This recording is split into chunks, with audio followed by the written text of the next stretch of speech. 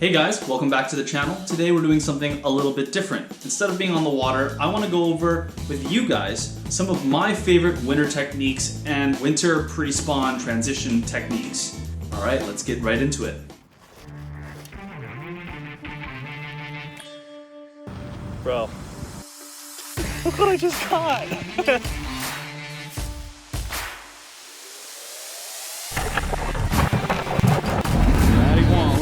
Woo! That should have been one. Whoa! That was so sick! No way! Are you serious? Are you serious? What? What? Oh my god! Dude, let's go! In the wintertime, everyone knows it's cold, you have a lot of inconsistent weather, you have a lot of high pressure systems, low pressure systems, pushing in prefrontal, postfrontal, blah, blah, blah, blah, etc. What are some of my techniques that I always resort to during this time of year? First of all, I'm going to start with one of my favorite techniques, and that is deep cranking. In my hands, I have 3 awesome deep cranking baits. These are all mega bass baits. Each one of them serves its own purpose. You have the Deep 6, which is this guy right here. You have a, this is the Deep X 300, which is this guy right here. And last but not least, you have the Big M, which is the Big M 7.5. And 7.5 stands for meters, for how deep this thing can go. And that's with 15-pound test fluorocarbon. So with these baits, what I really like to do is target deep rock transitions, bluff walls, anything that has like maybe a little bit of wood on it. They are on the expensive side, so I try not to fish these around wood too much, but more so around chunk rock and that shell rock, kind of deeper transition 45 banks and whatnot. Red and black is definitely one of my favorite go-to colors during the wintertime, and usually kind of all around. But I mean especially during the pre-spawn. So when that water temperature gets around like 56, 58, and then starts to warm up even more, I know that these fish are going to be going and straight gorging on whatever they can get. And crayfish in my local lakes is one of the best sources of protein and nutrition for these bass. With that being said, this is a great bait. Alright, on to the next bait that is one of my favorite techniques. I basically have one tied on year-round no matter where I'm fishing. And what that is a jig. This one right here this is a Beast Coast tungsten jig. I got turned onto this by one of my buddies up north. His name's Tyler. Shout out to you for hooking me up with this thing. My buddy Tyler turned me on to this Beast Coast. It's kind of like an Archie style head. I really like this Beast Coast tungsten jig because it has these really cool threads in them. And I'll trim it down a little bit. I just slapped on a trailer onto this. But basically in the winter months, what I like to use is more of a beaver style trailer, a little bit less action, and I won't tear the legs apart like how this one's torn. I keep them together, and then during the pre-spawn, I like to maybe use more of a craw-like trailer.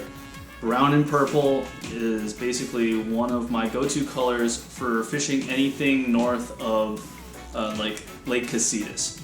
So that's the Beast Coast jig. That's one of my favorites. Here's another one. This is actually this is a Dirty Jigs football head, and this is just a standard green pumpkin. Again, with this is a Reaction Innovations beaver. That's one of my favorite like winter style jigs right here. This is I think this is a 3/4 ounce football jig, and this is great, especially when you're able to fish a little bit deeper, right? So you're trying to fish down in like, I don't know, anywhere from like the 20 to like 50 foot range. But with a 3/4 ounce jig, you can really keep that bottom contact really, really well. So that's a great one. Whenever I'm fishing a spotted bass lake per se, like Nacimiento or Pine Flat or any other spotted bass lake in California, I like to fish something a little bit more compact, and I'm sure most of you will agree with me. This jig I got turned on by my buddy Dominic, and he turned me onto this thing. They are pricey, and you will lose them, and it hurts. This is the high-tech tungsten jig right here, and this is a small, it's a small chunk, I think. I don't know. Raised chunk. I don't know. Tiny little trailer. This is an awesome, awesome spotted bass bait right here. My last little trip up to Lake Shasta, I caught one using this jig, and then I also lost one. R.I.P. Kitech tungsten jig, half ounce, football head. Good one. So the next bait I'm going to go over is a jerkbait. This is the Vision 110 Plus One, and this thing is deadly. I'm sure most of you guys already have this bait, and I'm sure most of you guys already know the power of this thing. This is an incredibly, incredibly useful tool in catching fish during the winter time. Fishing it slow, obviously, some longer pauses. Depending on where you're fishing though, sometimes you don't have to really fish it that slow in the winter. I've found that even like a 3 to 5 second pause in the wintertime works good, but obviously there's other places where you want to let it sit for, dang, sometimes like 30 seconds. I'll fish one of these things, like rip. Super, super slow. This is a great bait for like more of, this is a great like castaic bait. This color right here is killer on castaic in the wintertime. Definitely one of my favorites. And this one right here, this is the matte shad. And this matte shad, whenever that color of that water is, I don't know, you know, like bluebird skies and it's pretty clear out, this works. If it's slightly overcast and the visibility drops down to like, I don't know, 4 to 6 feet, this works. This is a great bait. I don't know, it's one of my favorite baits on Kachuma. This is just an all-around awesome bait. One little tip, what I like to do to my Vision 110 Plus Ones and my regular Vision 110s, I change out my hooks. I don't run the stock hooks except for the middle one right here. What aftermarket hooks do I use? Right here. These are the aftermarket hooks that I use. These are the G-Finesse Gamakatsu size 4 Aaron Martin's treble. These things are incredible. I've only lost very few fish with these hooks compared to the stock hooks. These things are money. One little tip though. If you change out every one of those hooks to a G-Finesse, this bait will sink. And not really fast, but it has like definitely, it messes with the buoyancy. So what I do is I keep the center hook, the stock hook, and then I change out the front and the back for size 4s. Sometimes I'll change it out to a size 6 in the back if I want it to like maybe even rise a little bit. But for the most part, I run size 4 Gamakatsu G-Finesse and I leave the stock hook in the center. That really allows this bait to suspend super good, and you have crazy sticky hooks that last really, really well. I don't fish straight fluorocarbon with this. I fish braided line to a fluorocarbon leader. You get quicker snaps in the action of the bait, and I don't know, it's more successful for me, so that's what I like it, and I get confidence with that. All right, last but not very least, swim baits. I have a super noisy neighbor upstairs, and he drives me nuts. So if you're watching, screw you for being inconsiderate all the time, every day, till 2 o'clock in the morning. You suck. Last but not least, swim baits. So during this time of year, bass are slowing down and wanting to feed less, but on bigger, more substantial meals. Trout. If you're in California, you know that bass love trout. And guess what? Bass love trout across the nation. You don't necessarily even have to have trout in your lakes for bass to love them. I've caught bass with trout pattern baits in places that don't have trout, like Lake Havasu. There's no trout in Lake Havasu, and I've caught some really good ones on the trout color. This is a Huddleston. This is a great bait for catching them in the wintertime. You get less bites, but when you do get one, it's a big one. Next one is a Osprey. This is a top hook. This is a great bait on spotted bass lakes. Has a pretty sweet little boot tail on it, and you can really creep this bait along the bottom, and has a super sharp top jig hook. This is a great bait. I really like that one as well. This is a 8-inch mag draft right here. And this is rigged with a beast hook, and this is I believe a 10-aught beast hook. And if you use an 8-aught, it's kind of small for it. Even this, you can kind of tell it's on the smaller side. But when a bass eats this, they really commit and they smoke this thing. This was actually one with a body harness. I converted this into a weedless bait with a beast hook, and shout out to my buddy Oliver for showing me that one. He has a pretty cool tutorial video on how to cut up this bait, so check that out. This bait is deadly. Mag draft is definitely one of my favorite baits right here. Here is the little one. This is the 6-inch. So if you're looking to get more bites, not spend an entire day on the water chucking a big bait and hoping to get a bite, you can downsize, throw the 6-inch, and get a few more bites. This thing still catches giants. This little bait right here smokes them. It's still a big enough profile where they're like, dang, that is a good meal, but it's not too big where sometimes it could be like, I don't know if I want to commit to that thing or not, but like, dude, a 2-pounder will commit to this. A 1-pounder will commit to this. And also an 8 or a 10. So this thing is a killer. I mean, you can tell. I mean, you can see all the teeth marks on this bait. It's awesome bait. On to my equipment. So equipment for these things, all right, are very specialized and really, really important. If you're trying to use a deep crank on a spinning rod, it's not going to work. You have to have specialized equipment and specialized gear. For my deep crank, what I like to utilize is the Rochi XX, and this is the launcher right here. This guy is a 711, is a 3/4 ounce to almost 2 ounce rated rod and an 8 to 20 pound test. This thing definitely goes by its name. The launcher can boost baits crazy far. Like, especially fishing the Big M, this thing, man, when you're fishing it, and what I actually do, and you'll see me fishing this on Lake Piru with, I'm actually utilizing my Tranks and 20-pound test because all the quagga in there. But you can launch that Big M with this, as well as if I'm fishing like a deep 6 or something, I'll put on a Corrado with 15-pound test, and I will still boost baits crazy far with this launcher. It's almost an 8-foot rod. It has a really, really nice action. The bend is an amazing parabolic bend, so when you swing and get into them with the treble hook, you don't pull it out, you don't create a really big hole. Also with this rod as well, not recommended by Megabass necessarily. I think it's also kind of a decent like eye slide rod. It has enough bend, or even like a eye slide, or what else we got up here? Like something like the DRT Tiny Clash. Like that's a great bait for a rod like this, because you still have that nice big bend for those treble hooks. You're not going to pull it out. I wouldn't fish a Huddleston on this. I wouldn't fish top hook baits on this, but definitely for bombing deep crank baits and other kind of glide baits, smaller glide baits, this is a great rod, and I recommend it.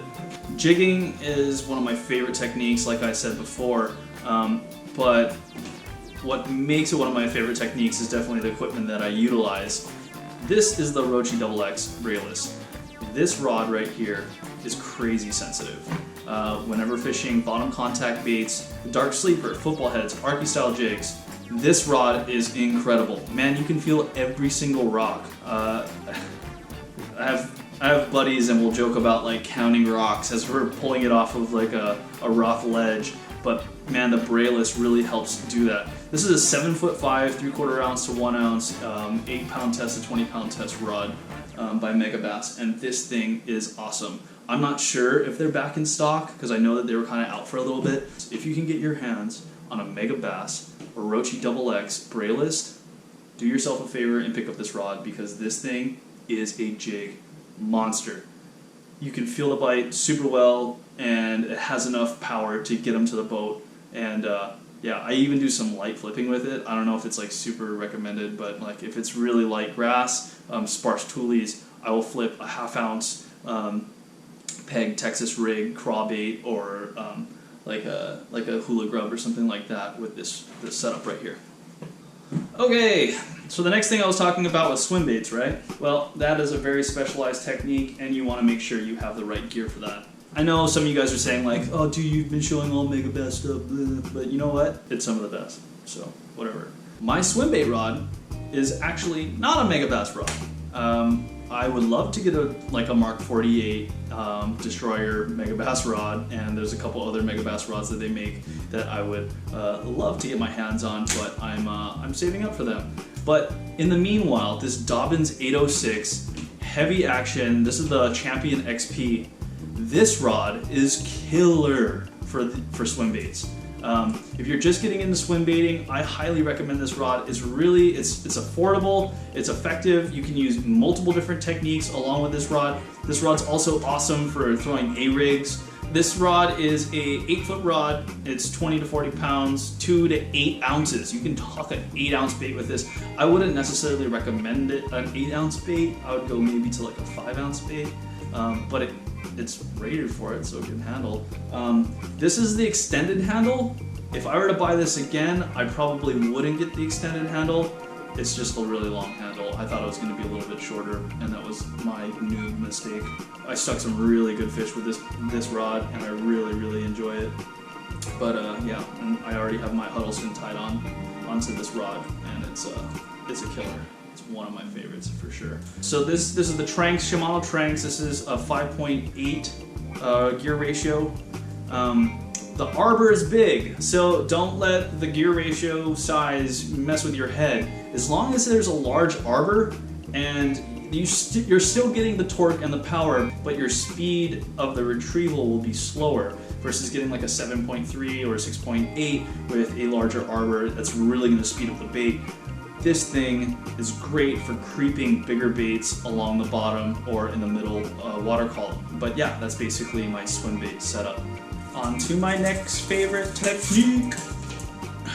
Like I was saying before, guys, jerkbaiting is one of my favorite techniques, definitely one of my confidence techniques next to jigging. The type of equipment that I like to utilize for my jerkbaits is this rod right here. This is the Megabass Destroyer 110 Special. This rod is awesome. This is a 6'11", 3/8 ounce to 3/4 ounce rod. I think it's rated 8 to 20 pound test again, like most of Megabass's rods. This rod was made specifically for the technique of jerkbaiting, and more so for the +1. I find that with this rod, you throw the regular Vision 110, you almost overpower it. This rod has a good amount of backbone to it. Short enough so when you're on the bow of the boat or off the back of the boat, when you're making your snaps, you're not hitting the water too much. A nice short butt, so when you're popping it, you're not having to worry about it jabbing you in your ribs every single time that you're giving it up. Awesome, awesome, awesome rod. I'm fishing old Corrados. This is a 6.3 to 1 Corrado, not even a Corrado K. And this is with braid again. I run a 14-pound test fluorocarbon leader anywhere from 6 to 3 feet. Even if it's super clear out, I don't run a really long leader. I don't think that the fish are staring at your line. They see the bait, they're focusing on that, they're hitting that. They don't care too much, so don't let it get in your head. This rod is an awesome jerkbait rod. I know I went over my swimbait rod, but I wanted to go over another swimbait rod because I do throw a couple different rods for some of my swimbaits.